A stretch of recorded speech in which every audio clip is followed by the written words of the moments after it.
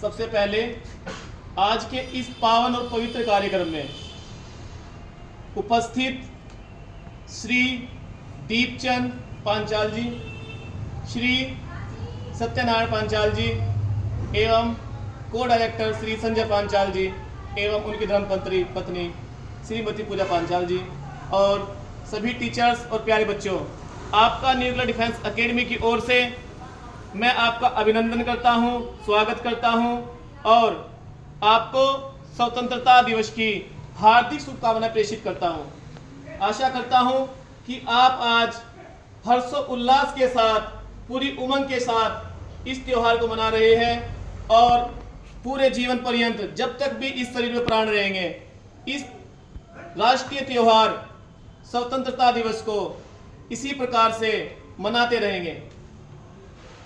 आज मैं आपको 2-3 शब्द जो बहुत महत्वपूर्ण हैं उनके बारे में अवगत कराना चाहता हूं। सबसे पहले है आजादी। आजादी शब्द एक शब्द नहीं है। आजादी का मतलब होता है जीवन को जीने का एक तरीका। जीवन तो आप गुलामी में भी जी सकते थे, जिया भी है, लेकिन गुलामी वाले जीवन में और आज़ादी वाले जीवन में क्या फ़र्क है ये मैं आपको समझाऊंगा और आज़ादी के लिए क्या महत्वपूर्ण चीज़ें वो बताऊंगा आपको। अभी अभी आपने 2 बच्चियाँ थी, मानवी पांचाल और मीरा कादियान, उन्होंने आपको बताया है कि आज़ादी के लिए क्या जरूरी था, क्रांति या क्रांतिकारी। और क्रांतिकारी के लिए क्या बताया था लोगों ने, साहस। उससे एक अगला स्टेप मैं आपको सिखाऊंगा। पहले गुलामी बता देता हूँ, गुलामी क्या चीज़ है। जब आप अपनी स्वेच्छा से, अपनी इच्छा से अपने संसाधन माने अपनी मिट्टी, अपनी नदियाँ, अपने पेड़, अपने खेत, अपने घर, अपने विचार, अपने लोग, इनको आप अपनी इच्छा से प्रयोग नहीं कर पाओगे तो आप गुलाम हो। और जब यही चीजें आप अपने हिसाब से करोगे, अपने खेत में जब चाहे फसल बो लीजिए, अपने विचार प्रस्तुत करना, अपनी मर्जी से शिक्षा ग्रहण करना, अपनी मर्जी से त्योहार मनाना, अपनी मर्जी से कहीं घूमना फिरना, व्यापार करना, बिजनेस करना, तो यही जीवन शैली आपकी क्या कहलाती है, आजादी। क्या कहलाती है, आजादी। ठीक है।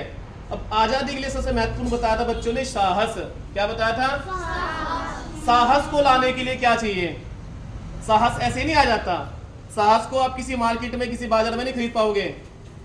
साहस आता है देश प्रेम से। किससे आता है, देश प्रेम से। जब तक क्रांतिकारियों के मन में देश प्रेम की भावना नहीं होगी, ठीक है, तब तक उनमें साहस उत्पन्न नहीं हो सकता।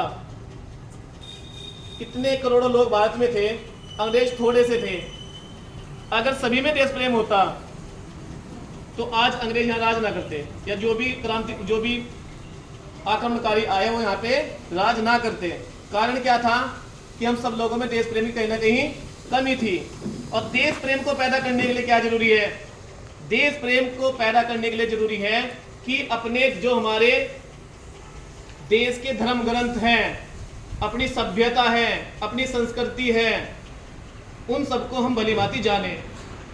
जब हम अपनी संस्कृति को पहचानेंगे, अपनी सभ्यता को पहचानेंगे, अपने धार्मिक ग्रंथों को पहचानेंगे, अपने ऋषि मुनियों को पढ़ेंगे, तब हमें पता चलेगा कि हमारा देश कितना महत्वपूर्ण है, हमें इस देश से प्रेम क्यों करना चाहिए।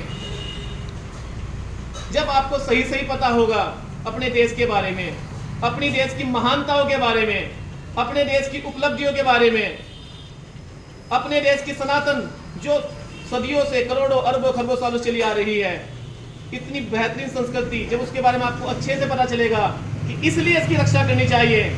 जो वस्तु आपके लिए सबसे कीमती होती है उसकी आप उतनी ही हिम्मत और साहस के साथ रक्षा करते हैं। जैसे आपके पास 100 का नोट हो, खो जाए कोई बात नहीं, पर आपके पास एक कोहिनूर हीरा हो तो आप उसको तिजोरियों में रखते हो, उसके लिए मन मिटते हो। तो जब आपके लिए देश सबसे बहुमूल्य हो जाएगा कि सब कुछ उसके सामने फीका है, धन दौलत रुपया पैसा मौज मस्ती सब कुछ उसके सामने क्या है, फीका है, छोटा है, तब आपके अंदर क्या जागृत होगा, देश प्रेम जागृत होगा। और जिस व्यक्ति के अंदर जब जब देश प्रेम जागा है, तभी तभी उस व्यक्ति के अंदर साहस आया है, और जब जब साहस आया है तब तब क्रांति हुई है, और जब भी क्रांति हुई है तभी वो देश, वो लोग आजाद हुए हैं। ठीक है। इसी के साथ आपने आजादी का मतलब समझा है। मैं अपनी वाणी को विराम देता हूं और पुनः आप सभी को स्वतंत्रता दिवस की हार्दिक शुभकामनाएं देता हूं। धन्यवाद।